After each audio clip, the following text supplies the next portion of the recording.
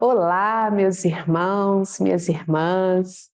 É sempre motivo de imensa alegria nós estarmos juntos no projeto Comunhão no Lar, para assim, nesses breves minutos, podermos juntos refletir um pouquinho sobre os ensinamentos do nosso querido Mestre Jesus, poder abrir as portas da nossa casa para esse querido irmão mais velho, que é o peregrino de nossas vidas, que nos ajuda tanto, que cuida de nós, né? E hoje, para esse nosso encontro em família, eu trago mais uma reflexão do livro que nós temos trabalhado, né, ao longo desse tempo, que é o livro Jesus no Lar, que trata exatamente das conversas de Jesus lá em Cafarnaum, na Palestina do século I, em casa de Pedro. E o nosso tema de hoje fala sobre o educador conturbado. Vamos ver, né, do que se trata esse educador conturbado que nos traz a psicografia de Chico Xavier por meio de Néio Lúcio, né, que é o autor espiritual dessa obra. Comentava André, o apóstolo prestativo, as dificuldades para afeiçoar-se às verdades novas, quando Jesus narrou para a edificação de todos. E aqui vale um comentário nosso, né? Essas conversas dos apóstolos com Jesus em casa de Pedro falam das nossas inquietações cotidianas, falam daquelas dúvidas que por vezes nos visitam, nos acometem, né? E aqui, esse apóstolo, André, falava das dificuldades para se afeiçoar, para se envolver as verdades novas trazidas pelo Cristo. Podemos pensar também na nossa própria dificuldade, né? Por vezes, de nos envolvermos com as verdades evangélicas que o Cristo nos traz e nos dá testemunho. Então, quando ouvirmos essa elucidação que Jesus escolhe para orientar os discípulos, pensamos no Mestre, pensemos, né, no Mestre, falando para nós, mulheres e homens do século XXI. Então Jesus fala para a gente, um homem singularmente forte, que se especializara em variados serviços de reparação e reajustamento, foi convidado por um anjo a consertar um aleijado que aspirava ao ingresso no paraíso e aceitou a tarefa. Avizinhou-se do enfermo, de martelo em punho, e não obstante os gritos e lágrimas que a sua obra arrancava do infeliz, aprimorando-o dia a dia, cumpriu o prometido. O mensageiro divino satisfeito, rogou-lhe a contribuição no aperfeiçoamento de uma velha coxa, que desejava ardentemente a entrada na corte celeste. O trabalhador robusto, indiferente aos gemidos da anciã, impôs-lhe a disciplina curativa e gradativamente colocou-a em condições de subir às esferas sublimes. O ministro do Alto, jubiloso, solicitou-lhe o concurso no refazimento de um homem chagado e aflito, que anelava a beatitude edênica. O consertador não hesitou. Absolutamente inacessível aos petitórios do infortunado, queimou-lhe as úlceras com atenção e rigor, pondo-o em posição de elevar-se. Terminada a tarefa, o anjo retornou e requisitou-lhe a cooperação em benefício de um jovem perdido em maus costumes. O restaurador tomou o rapaz à sua conta e deu-lhe trabalho e contenção, com tamanho tirocínio que em tempo breve a tarefa se fazia completa. E assim, o emissário de cima pediu-lhe colaboração em diversos casos complexos de reestruturação física e moral. Até que um dia, o emérito educador, entediado da existência imperfeita na Terra, implorou ao administrador angélico a necessária permissão para seguir em companhia dele na direção do céu. O embaixador sublime revistou minuciosamente e informou que ele também devia preparar-se com vistas ao grande cometimento. Mostrou-lhe os pés irregulares, os braços deficientes e os olhos defeituosos, e rogou dessa vez reajustasse ele a si mesmo, a fim de elevar-se. O disciplinador começou a obra de autoaprimoramento, esperançoso e otimista. Entretanto, o seu antigo martelo lhe feria agora tão rudemente a própria carne que ele, em vez de consertar os pés, os braços e os olhos, caiu a contorcer-se no chão, desditoso e revoltado, proferindo blasfêmias e vomitando injúrias contra Deus e o mundo, quase paralítico e quase cego. Ele mesmo não suportara o regime de salvação que aplicara aos outros, e o próprio anjo amigo, ao reencontrá-lo, com extrema dificuldade, o identificou, tão diferente se achava.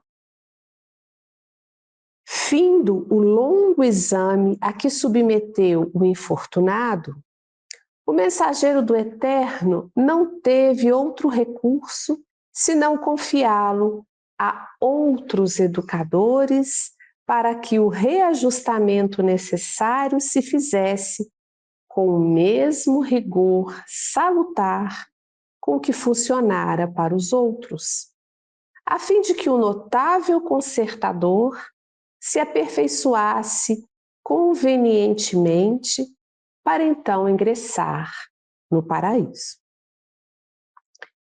Diante da estranheza que senhoreara o ânimo dos presentes, o Senhor concluiu: usemos de paciência e amor em todas as obras de corrigenda e aprendamos a suportar as medidas com que buscamos melhorar a posição daqueles que nos cercam.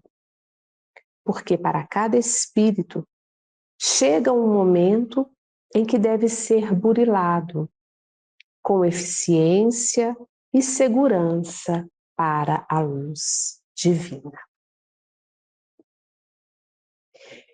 Eita! Jesus falando para nós,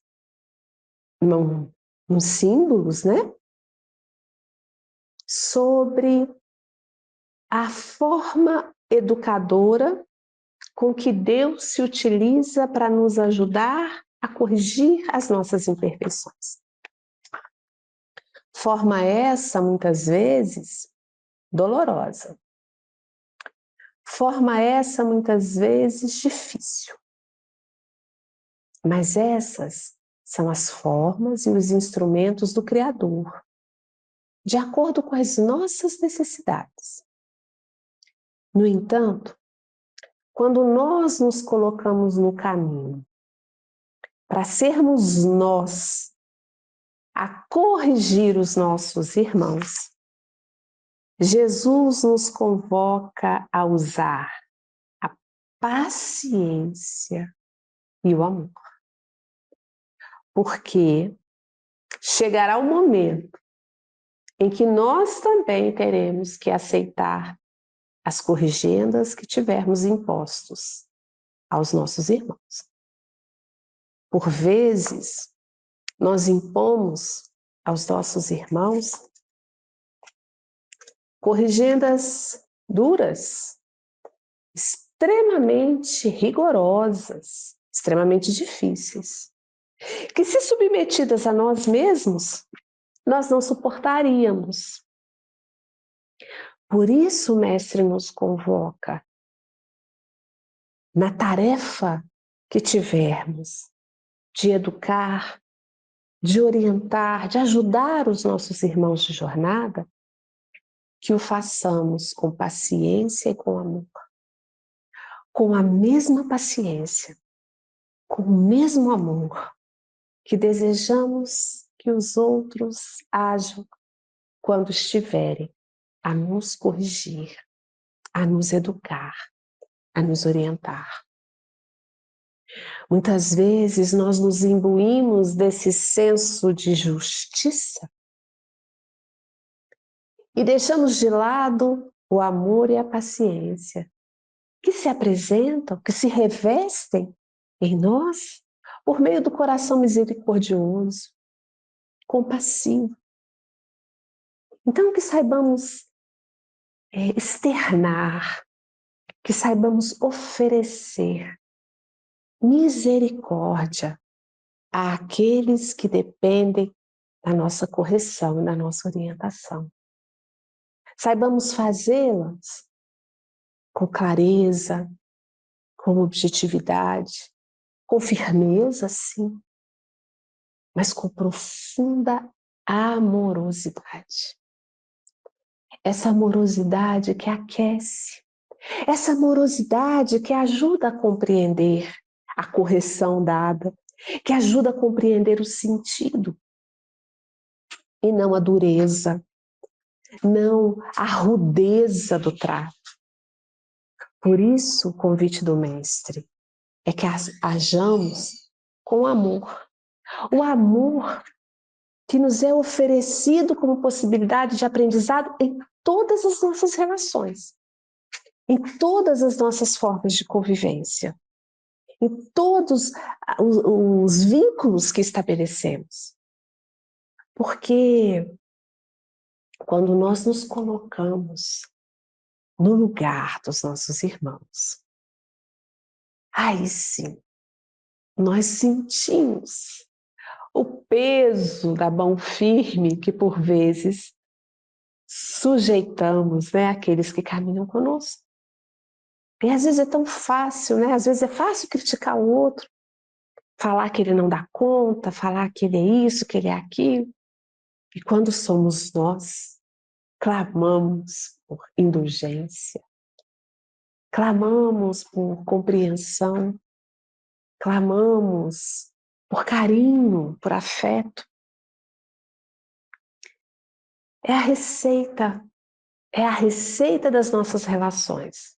Que nas nossas relações nós possamos envolvê-las também com compreensão, com afeto, com zelo, com respeito, com firmeza, com clareza, com justiça. Nosso irmão Chico Xavier, uma certa vez, falou que nós devemos colocar uma gota de verdade num oceano de amor. Então, que o nosso processo educativo, aquele que exercitamos em relação àqueles que estão sob os nossos cuidados, seja pautado nesse oceano de amor e nessa gota de firmeza, de severidade, talvez possamos usar essa palavra. porque é por meio do amor sincero, do cuidado sincero com o nosso irmão, do olhar fraterno, da gentileza, que nós vamos, gota a gota, ensinando àquele que depende de nós, acima de tudo do nosso exemplo, acima de tudo do nosso modelo. Que nós não imponhamos aos outros o rigor que mesmo nós não somos capazes de suportar. Nem mesmo nós somos capazes de compreender. E aí aquela lição deixa de ter sentido. Aquele recurso de educação, de orientação, perde o sentido e se transforma num castigo, se transforma numa ferida, se transforma numa mágoa, né? Porque marca a nossa alma de maneira violenta, agressiva. Esse educador aqui, que também tinha as suas limitações, que também tinha as suas imperfeições, não conseguiu se submeter ao processo educativo que ele submetia aos outros. E foi necessário que outros educadores fossem acionados para o reajustamento daquele educador conturbado, né? Porque todos nós estamos nessa jornada na Terra passando por esse processo educativo. Mas lembremos que o processo educativo a que Deus nos submete, ele é regado de amor e de compreensão. Que nós possamos oferecer também esses sentimentos aos nossos irmãos de jornada. Obrigada por caminharmos juntos nesses breves minutos até aqui. Até uma próxima oportunidade.